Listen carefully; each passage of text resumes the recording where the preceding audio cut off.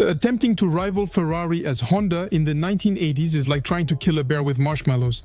This car had all the essentials to outperform Ferrari: an efficient engine, a flawless chassis, and a classic design. In this video, we'll analyze what inspired the Audi R8 and various other supercars. Even the great Ayrton Senna seemed to approve its track handling, yet it was rarely purchased. Why? That's what we're going to find out together in this video. When NSX development started, Japan aimed to showcase its capabilities. After dominating our living rooms with Sony TVs, Walkmans, and Nintendo games, Honda took on Italy in its most hallowed domain: supercars. The goal was to create a car that could beat Ferrari, and they went all in. A mid-mounted, naturally aspirated V6 engine, an all-aluminum ultralight body, and a simple yet historic design. This car had to be perfect, and technically it was. But then, why didn't the Honda NSX become the legend it deserved to be? And how did Ferrari, full of doubts at the time, manage to turn this Japanese challenge into an Italian triumph? Today we'll explore how one of the best designed cars became a victim of the perfect crime. Sabotaged by its failure to tell an inspiring story that captivates people's imagination.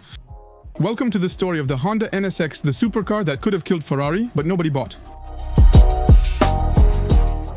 In the late 1980s, Ferrari led the sports car world, Porsche improved its models, and Lamborghini played the provocateur. Amidst the flamboyant European battle, Japanese manufacturers remained discreet, producing perfectly reliable vehicles. Quite economical and very practical, but without soul. Until one day, something changed at Honda. At that time, the brand, founded by Shichiro Honda in 1948, was at its peak. They had just secured 5 straight Formula One titles by providing McLaren with powerful engines.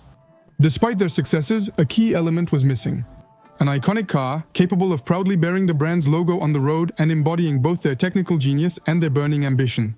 This is how the NSX project was born, standing for New Sports Car. Experimental, a typically Japanese laboratory name, precise, rational, but not exactly dreamy, and it evokes more of computing than a legendary racetrack.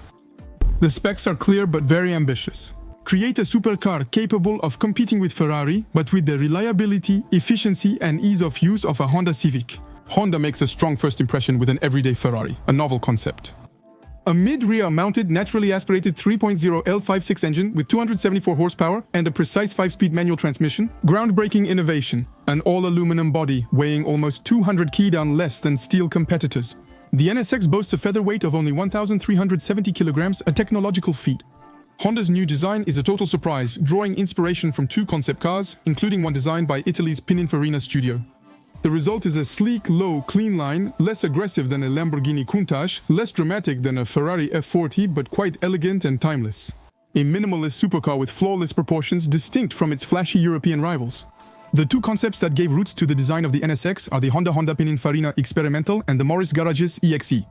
The Honda Pininfarina Experimental, based on a Pininfarina proposal, was unveiled in 1984. This concept car had a wedge shape, a fighter jet-inspired perspex canopy, and used lightweight materials like carbon and Kevlar, which were advanced for the time. We'll see that these factors directly influenced the NSX's design, particularly in aerodynamics and weight reduction. The MGE-XE concept from 1985, designed by Roy Hacks for Austin Rover, was an even more direct inspiration. It also featured smooth lines and a futuristic aesthetic. Although never produced, the EXE's avant-garde design strongly influenced the NSX, particularly in the seamless integration of glass surfaces and aero elements. The NSX's design is striking for its remarkable formal purity. No aggressive lines or atrophied muscles. So it's a typical code from the 90s, but here it's really taken to the extreme precisely to counter the design of the competitors a little bit.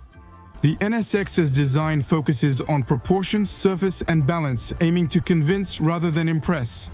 The central starting point of the design is the engine position. We have a mid-rear engine, so that's it. It's obviously a rather noble architecture, but above all, it allows us to have great proportions. The forward cabin, short rear overhang, and low car height are achievable due to the chosen design. The car is 1.17 meters tall, which is about the same height as a Ford GT40. But compared to the Ford GT40, the NSX still looks visually light and airy. Why? Because the designers focused on 2 aspects: transparency and the continuity of surfaces. Let's start with the glasswork. We have this very sloped windshield that connects directly to the window in a pretty smooth way.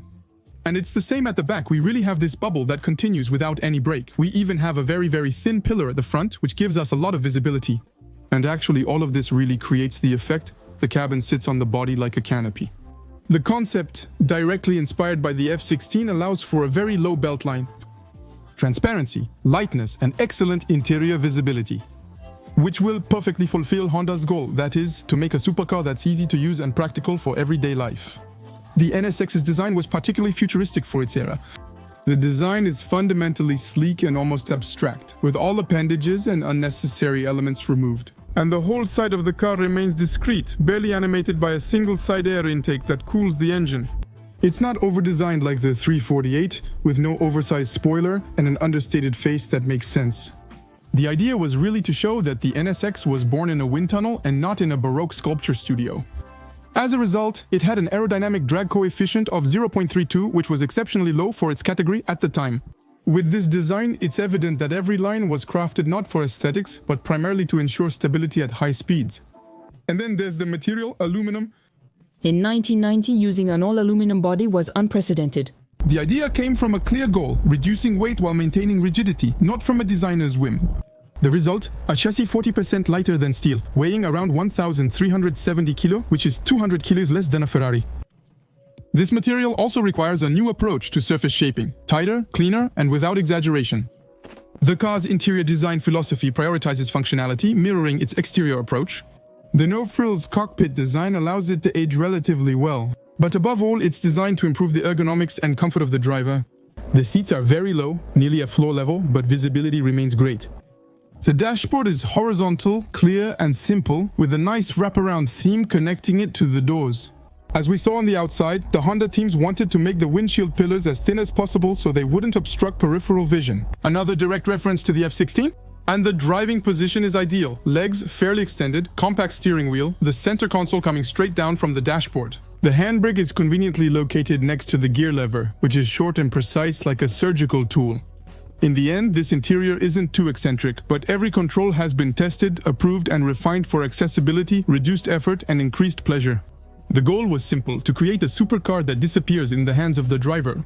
The NSX's design is a masterclass in balance, restraint, and radicalism. It doesn't shout, but whispers its presence. Like all cars and objects that aren't over-designed, it can endure without needing to boast about being legendary.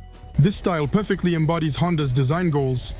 An everyday sports car, not just made to dominate the road, but also to blend in with it. I'm not a test driver, but what is certain is that when I got the car, I was surprised at how easy it was to handle, how easy it was to drive. It's not an intimidating car at all. On the contrary, it can be very calm when you're driving at low revs. The only quirk is the lack of power steering, which takes getting used to if you're accustomed to driving modern cars. On the other hand, pressing the accelerator makes the car come alive, especially at higher revs, making it very enjoyable to drive. I confirmed everything I told you. The supercar has great interior visibility and doesn't feel cramped at all. Among the little details I appreciated were the pop-up headlights, a feature no longer seen on modern cars. Additionally, they help you know the exact position of the car's front and wheels, aiding in maneuvering, especially when you're new to driving it. I'm not going to go much further than that. My final verdict is that I had a really great time behind the wheel of this NSX. And if you ever get the chance to try one, I can only recommend it. It's a real smile machine that will give you some amazing sensations. Even at low speeds, it offers an amazing sound and a driving comfort that's not intimidating. Contrary to a widespread internet belief, Ken Okuyama, the Enzo's designer, didn't design the first generation NSX. The real creator of its exterior design is named Masahito Nakano, an in-house Honda designer who is much more discreet than automotive design stars like Okuyama, but whose work is of exemplary precision and rigor. Masahito Nakano joined Honda in the early 80s at a time when the brand was looking to establish a more mature and international style. Nakano, an engineer of lines, takes a technical, rational, and almost scientific approach to design rather than being a flamboyant stylist. He's part of the Japanese designer generation that believes function should dictate form, a philosophy stemming from modernist architecture and Japan's post-World War II industrial culture. Nakano applies this logic with impressive rigor on the NSX. Every line of the car is justified by technical constraints like visibility, aerodynamics, and weight balance, rejecting unnecessary embellishments. His motto is clarity. The straightforward design instantly conveys the car's sporty intent without becoming a caricature. As shown, Nakano draws inspiration from modern aeronautics, particularly fighter jets such as the F-16 Falcon. Unlike Western designers, he integrates his inspiration functionally and subtly, without dramatization. The goal isn't to seduce instantly, but to guarantee maximum efficiency, with a beauty that only reveals itself to those who take the time to observe it. Koji Nishimura designed the NSX's interior using principles of absolute ergonomics.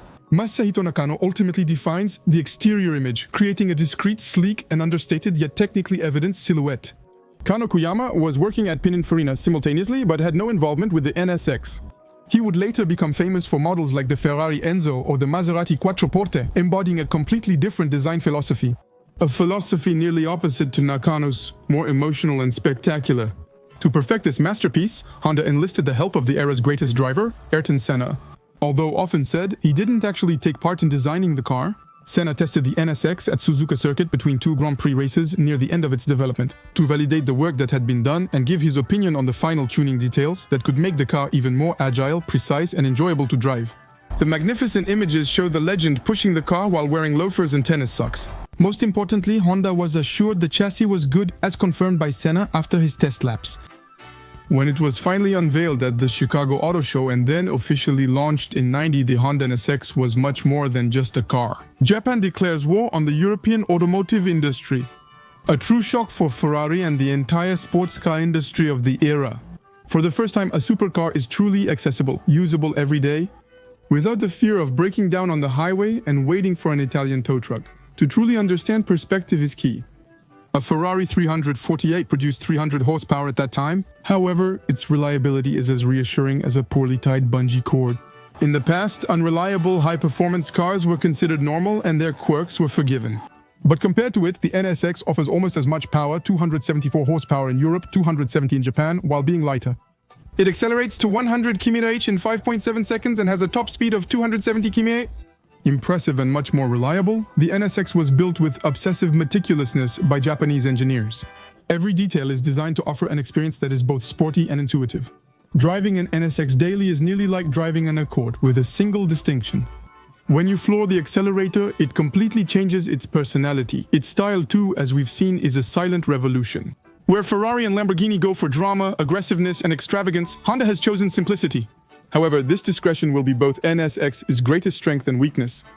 In theory, it's perfect, but in the 1990s reality, a supercar should be excessive, unreasonable, and provocative, not practical. Buyers want to feel a thrill, to experience something brutal, intense, almost forbidden. The NSX is almost too perfect and polished to evoke the irrational thrill that comes with a Ferrari. In summary, Honda invented a car that was technically superior to its European competitors with improved user experience, reliability, and value for money. But Japanese ingenuity would soon face a harsh reality. No one buys a Ferrari for its technical specs, you buy it for something much more powerful, a feeling, passion. Unfortunately for the Japanese, Ferrari will respond with a much more dangerous weapon rather than technical specs. Pure seduction, the dream, raw emotion. The NSX had everything it needed to win, but the battle was going to be fought on a different field. Faced with the silent threat from Japan, Ferrari could have panicked. Logic would have dictated that they respond by correcting their flaws, becoming more reliable, ergonomic, and practical for everyday use. And yet, logic has never been part of the Italian recipe. Instead of lowering themselves to play on Honda's field, Ferrari decides to completely change the rules of the game. In 1994, Maranello presented the F355. At first glance, it's a logical technical evolution of the 348, but in reality, it's much more than that. The Maranello brand's open provocation to the NSX is selling dreams, not just cars. Every aesthetic detail of the F355 is designed to be dramatic, spectacular. The Pininfarina-designed bodywork showcases sensual and aggressive lines. While the NSX remains understated, Ferrari flaunts its presence, provoking, fascinating, and captivating onlookers. Despite its raw power and animal charisma, Ferrari still has flaws. It remains unreliable, impractical, and can cost thousands of francs per shop visit. But it doesn't matter. Ferrari knows that reason never really comes into play when you choose a supercar. Conversely, Honda provides a practical daily use car, while Ferrari offers the opposite. A car that excites you and makes every drive thrilling. The car market agrees. Wealthy buyers unanimously prefer the Ferrari over the Honda, despite the latter's obvious technical superiority. The NSX sells only a few hundred units yearly in Europe and the United States, while Ferrari's F355 sells in the thousands. Ferrari has effortlessly accomplished the impossible, outperforming a superior car without attempting to compete with it head-on. The F355 found immediate success not by fixing its flaws, but by highlighting its unique strengths. The flamboyant style, raw mechanical passion, captivating sound, and legendary mystique of the prancing horse. As the Ferrari basks in the limelight, the NSX quietly fades into obscurity. Honda had learned a harsh lesson in the merciless supercar world. Emotions triumph over logic. Despite the NSX seemingly destined for obscurity, its story was far from over. Time would slowly do it justice, but too late to reverse the trend. Although the first generation NSX didn't achieve commercial success, something unusual occurred over time. This once misunderstood, discreet, and nearly flawless car transformed into an underground legend. A hidden treasure that only true connoisseurs, insiders, and purists seem to fully appreciate today. But why this late change?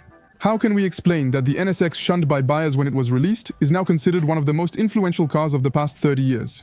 It's mainly because the automotive world slowly caught up with Honda's original concept.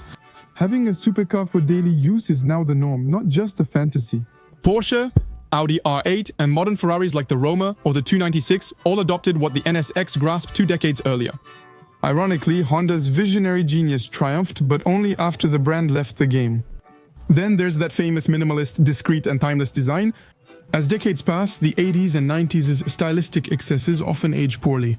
In contrast, the NSX's pure lines remain timeless, never seeming to age. It has become an icon of understatement and keeping a low profile, admired for its ability to never overdo it. The value of the NSX has been increasing for years, now surpassing 100,000 euros for well-maintained examples and even more for rare, perfectly preserved models.